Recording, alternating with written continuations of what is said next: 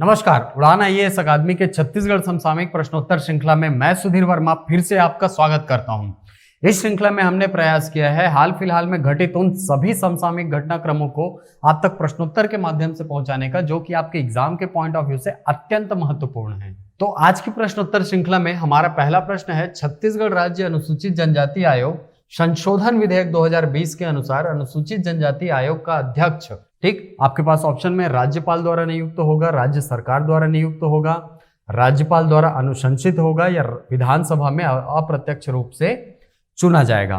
तो आपको बता दें कि हाल ही में 30 सितंबर को राज्यपाल ने इस संशोधन विधेयक पर अपने हस्ताक्षर किए हैं। ठीक, इसके अनुसार जो राज्य अनुसूचित जनजाति आयोग अधिनियम था, ठीक है, उसके अंतर्गत धारा 3 और धारा 4 इन दोनों में संशोधन किया गया है, जिसके अनुसार ये जो राज्य अनुसूचित जनजाति आयोग होगा उसमें कुल 6 सदस्य होंगे, जिसमें से एक जो होगा वो अध्यक्ष होगा, एक उपाध्यक्ष होगा और 4 क्या होंगे, इसमें अन्य सदस्य होंगे।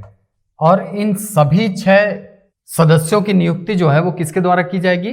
राज्य सरकार के द्वारा नियुक्त की जाएगी। यदि इनके पदावधि की बात करें तो इनका पद भी अधिकतम किस पर निर्भर करेगा? राज्य सरकार के प्रसाद पर्यंत निर्भर करेगा। ठीक, ये सभी 6 के 6 जो सदस्य होंगे वो अशासकीय सदस्य होंगे, ये भी याद रखेंगे, सभी के सभी अशासकीय सदस्य होंगे। ठीक, और एक बात कि ये जो 6 सदस्य हैं इनमें से कम 4 जो होंगे वो अनुसूचित जनजाति से संबंधित होंगे।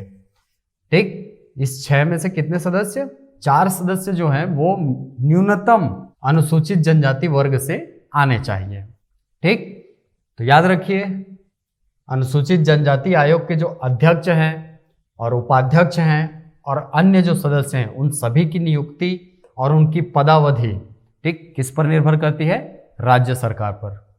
ठीक, चलते हैं अगले प्रश्न की तरफ। चलिए, हमारा अगला प्रश्न है, राज्य में मोबाइल मेडिकल यूनिट सेवा किस योजना के अंतर्गत संचालित है?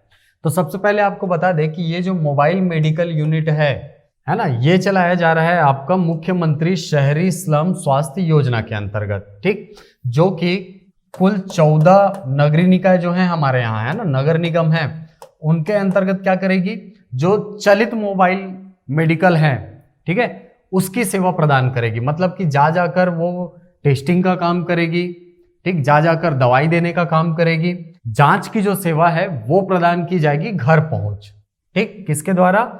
इस योजना के द्वारा संचालित मोबाइल मेडिकल यूनिट्स के द्वारा। ठीक, 14 नगर निगम में कुल 55 लाख की राशि लगाई जाएगी और कुल 60 यूनिट जो है वो खोले जाएंगे, ये भी याद रखेंगे। ठीक, मोबाइल मेडिकल यूनिट है, इनकी संख्या कितनी है? 60 है। ठीक, कहाँ संचालित है? नगर निगमों में, पूरे सभी 14 नगर निगमों में शामिल है। ठीक, और लागत कितनी आई इसकी? 55 लाख रुपए। ठीक, और किस योजना के अंतर्गत संचालित की जा रही है? मुख्यमंत्री शहरी स्लम स्वास्थ्य योजना। ठीक, आपको पता होगा कि पिछले 2 अक्टूबर 2019 को इसका ये जो योजना है वो प्रारंभ की गई थी। ठीक, चलते हैं अगले प्रश्न की तरफ। चलिए, हमारा अगला प्रश्न है, छत्तीसगढ़ राज्य पिछड़ा वर्ग आयोग संशोधन विधेयक 2020 के अनुसार आयोग के अध्यक्ष तथा प्रत्येक सदस्य का कार्यकाल, आपके पास ऑप्शन में राज्यपाल के प्रसाद पर्यंत होगा, राज्य सरकार के प्रसाद पर्यंत होगा, विधानसभा के प्रसाद पर्यंत होगा या 5 वर्ष का होगा। तो आपको बता दें कि पिछले 30 सितंबर को, ठीक है, अभी जो बीता है कल, उस 30 सितंबर को कुल 2 विधेयक जो हैं, ठीक है, उन पर हस्ताक्षर किए गए हैं राज्यपाल जी के द्वारा। एक जनजाति आयोग से संबंधित है और दूसरा अन्य पिछड़ा वर्ग से संबंधित है। ठीक है, पिछड़ा वर्ग आयोग जो है उससे संबंधित है। ठीक, तो जनजाति आयोग का मैंने बताया कि धारा 3 और धारा 4 इनमें संशोधन किया गया है, जबकि अन्य पिछड़ा वर्ग का जो धारा 4 है, एक्ट है, ठीक है, अन्य पिछड़ा वर्ग जो अधिनियम है उसके अंतर्गत जो सेक्शन है, धारा है 4, ठीक, उसमें संशोधन किया गया है। ठीक, इसके अंतर्गत जो आयोग है ना, इसके अध्यक्ष तथा प्रत्येक सदस्य का जो कार्यकाल होगा वो किस पर निर्भर करेगा? राज्य सरकार के प्रसाद पर्यंत निर्भर होगा। क्लियर? चलते हैं अगले प्रश्न की तरफ। चलिए, हमारा अगला प्रश्न है, कोविड-19 मरीजों के बेहतर इलाज के लिए विशेष सुविधा प्रदान करने हेतु किस स्थान पर राज्य स्तरीय टेलीमेडिसिन हब प्रारंभ किया गया है?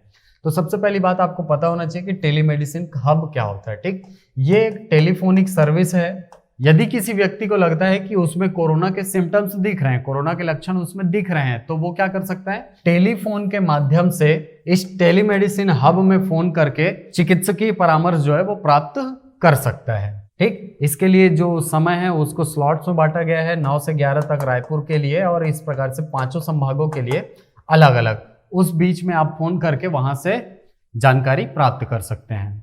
ठीक, और इसके लिए नोडल जो ऑफिस है वो बनाया गया है किसको, मेकाहारा रायपुर को। ठीक, मेडिकल कॉलेज हॉस्पिटल रायपुर को नोडल ऑफिस बनाया गया है इसके लिए। ठीक, टेलीमेडिसिन हब के लिए। और अगर बोले कि नोडल अधिकारी किसको बनाया गया है, तो बनाया गया है ओपी सुंदरानी जी को। इनको नोडल ऑफिसर बनाया गया है और नोडल ऑफिस कहाँ बनाया गया, मेकाहारा रायपुर में। ठीक, चलते हैं अगले प्रश्न की तरफ। चलिए, हमारा अगला प्रश्न है, हाल ही में इंदिरा गांधी कृषि विश्वविद्यालय के कृषि वैज्ञानिकों ने एक मृदा किट का आविष्कार किया है जिसे भारत सरकार द्वारा पेटेंट प्रदान कर दिया गया है। इस वैज्ञानिक दल के नेतृत्वकर्ता कौन है? तो आपको बता दें कि ये जो इंदिरा गांधी कृषि विश्वविद्यालय के कृषि वैज्ञानिक है, इन्होंने एक मृदा किट का निर्माण किया है जो क्या करेगा, जो मिट्टी के खनिज और पोषक तत्वों की जांच कर पाएगा। ठीक, और एक अच्छी चीज ये है कि ये जो ऑटोमेटिक मृदा किट बनाया गया है, ठीक है, ये पोर्टेबल है। ठीक है, यानी आसानी से आप इसको कहीं भी ला ले जा सकते हैं। और दूसरी चीज, इसका उपयोग जो है वो किसान स्वयं कर सकता है। ठीक, पहले क्या होता था कि अगर किसी किसान को मिट्टी का परीक्षण कराना है तो पहले जाके एप्लीकेशन देना पड़ता था, फिर वैज्ञानिक दल आता था, यानी जो मृदा वैज्ञानिक है उनकी एक टीम जाती थी जो मिट्टी का सैंपल लेती थी, फिर उस सैंपल को लैब में ले जाया जाता था, फिर वहां पे उसका जांच किया जाता था। लेकिन अब उतना लंबा प्रोसेस नहीं रह गया है। ये जो मृदा किट है इसको किसान स्वयं यूज कर सकते हैं। ठीक, अब बात ये आती है कि ये जो मृदा किट है, ठीक है, इसको निर्माण करने के लिए जिस वैज्ञानिक दल ने काम किया है उस वैज्ञानिक दल का नेतृत्व किसने किया है? तो आपका उत्तर है डॉक्टर SK पाटिल। ठीक है, ये छत्तीसगढ़ के जो इंदिरा गांधी कृषि विश्वविद्यालय है, यहाँ पर इंदिरा गांधी कृषि विश्वविद्यालय है, यहाँ पर एक मृदा वैज्ञानिक है। ठीक, चलते हैं अगले प्रश्न की तरफ। चलिए, हमारा अगला प्रश्न है, सरगुजा विकास प्राधिकरण के अध्यक्ष कौन है? तो भैया ये है आपका आज का प्रश्न। आप कमेंट बॉक्स में हमको बताएं कि सरगुजा विकास प्राधिकरण के वर्तमान अध्यक्ष कौन है। आपके पास ऑप्शन है श्री खेल साय सिंह, श्री भुवनेश्वर बघेल, श्री लखेश्वर बघेल या TS सिंहदेव जी। ठीक, चलते हैं अगले प्रश्न की तरफ। चलिए, हमारा अगला प्रश्न है, युवोदय कार्यक्रम में सहायक अंतरराष्ट्रीय संस्था कौन सी है? ठीक, तो अगर आपने हमारी पिछले वीडियोस देखे होंगे तो आपको पता होगा कि युवोदय कार्यक्रम जो है ये चलाया जा रहा है कहाँ पर, बस्तर में। बस्तर संभाग के जो युवा हैं उन्होंने एक संस्था बनाई है। ठीक है, और इस संस्था के माध्यम से बस्तर के विकास के लिए ये कार्य कर रहे हैं। ठीक, चाहे वो आपका संस्कृति हो, कला हो, नृत्य हो, है ना, संगीत हो या अन्य कोई ऐसी चीज जो बस्तर संभाग के सांस्कृतिक वैभव से जुड़ी हो, उसके उत्थान के लिए काम कर रही है कौन? ये युवोदय कार्यक्रम के अंतर्गत जो गठित हुई है संस्था ये। ठीक, और इस संस्था को सहायता प्राप्त है किसकी, कौन से अंतरराष्ट्रीय संगठन की? यूनिसेफ की। ठीक, याद रखेंगे यूनिसेफ जो है वो एक अंतरराष्ट्रीय संस्था है और छत्तीसगढ़ के बहुत सारी योजनाएं जो हैं वो इस संस्था के द्वारा चलाई जाती हैं। ठीक, सीख कार्यक्रम हो गया, पढ़ाई तुहर द्वार हो गया, युवोदय कार्यक्रम हो गया। ठीक, ये सारी योजनाएं जो हैं वो उनमें सहायक है कौन? यूनिसेफ। चलते हैं अगले प्रश्न की तरफ। चलिए, हमारा अगला प्रश्न है, जशपुर मधुकम क्या है? देखिए, ये जो जशपुर मधुकम है ये है सैनिटाइजर। ठीक है, इस सैनिटाइजर का जो निर्माण है वो जशपुर के सेल्फ हेल्प ग्रुप, है ना, या यूं बोले कि जो स्व सहायता समूह है उसकी महिलाओं के द्वारा किया गया है। और इस कोरोना काल में राज्य सरकार को बहुत सारा सैनिटाइजर इन्होंने दान भी किया है। ठीक, तो याद रखेंगे जशपुर मधुकम क्या है? एक सैनिटाइजर का नाम है। ठीक, जिसका निर्माण जशपुर के स्व सहायता समूह की महिलाओं के द्वारा किया गया है। ठीक, और इसका निर्माण किया गया है किससे? महुए से। महुआ जो है बहुत अच्छा स्रोत होता है किसका? अल्कोहल का, है ना। महुए के किण्वन के प्रोसेस से आप अल्कोहल अच्छे से प्राप्त कर सकते हैं, बहुत अधिक मात्रा में प्राप्त होता है। ठीक, तो चलते हैं अगले प्रश्न की तरफ। चलिए, हमारा अगला प्रश्न है, कोरोना महामारी को ध्यान में रखते हुए भारत निर्वाचन आयोग द्वारा जारी दिशा निर्देश के अनुसार मरवाही उपचुनाव में मतदान केंद्र में अधिकतम मतदाताओं की संख्या कितने तक सीमित कर दिया गया है। तो देखिए, आपको पता होगा कि अजीत जोगी जी के निधन के बाद जो मरवाही निर्वाचन क्षेत्र है या मरवाही जो विधानसभा क्षेत्र है वो खाली है। ठीक, और वहां पर उपचुनाव होना है, जिसके संबंध में 9 अक्टूबर को अधिसूचना जारी की जाएगी। ठीक, तो वर्तमान काल क्या चल रहा है, कोरोना काल चल रहा है, और कोरोना संक्रमण काल में जैसा कि सामान्य चुनाव होते हैं उस प्रकार से चुनाव कराना संभव नहीं है। तो इसके लिए भारत सरकार का जो निर्वाचन आयोग है उसने एक दिशा निर्देश जारी किया है और कहा है कि भाई एक मतदान केंद्र में अधिकतम 1000 मतदाता जो है वो मतदान कर सकते हैं। ठीक, याद रखेंगे इसको, ताकि जो क्षेत्र है उसको कोरोना संक्रमण की संभावना से बचाया जा सके। ठीक, तो आपका उत्तर हो जाएगा ऑप्शन नंबर बी। अधिकतम कितने मतदाता हो सकते हैं एक मतदान केंद्र में? 1000। ठीक, चलते हैं अगले प्रश्न की तरफ। चलिए, हमारा अगला प्रश्न है, हाल में मरवाही विधानसभा क्षेत्र में चुनाव संपन्न होना है। वर्तमान स्थिति में निर्वाचन क्षेत्र में कुल मतदाताओं की संख्या कितनी है? तो देखिए, इसके संबंध में मैंने पिछले ही वीडियो में बताया था कि जो महिला हैं वो ज़्यादा है इस क्षेत्र में, है ना। महिला मतदाताओं की संख्या अधिक है पुरुष मतदाताओं की तुलना में।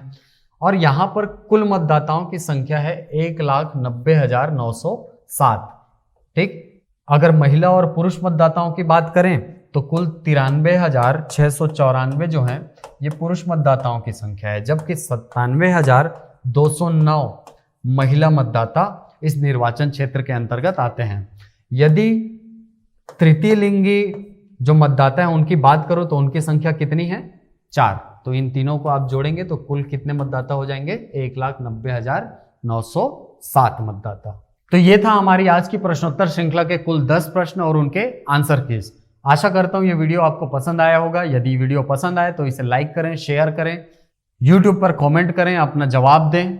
हमसे निरंतर जुड़े रहने के लिए हमारे YouTube चैनल को सब्सक्राइब करना ना भूलें। मिलते हैं अगली कक्षा में कुछ नई जानकारियों के साथ, कुछ नए प्रश्नों के साथ। तब तक के लिए थैंक यू।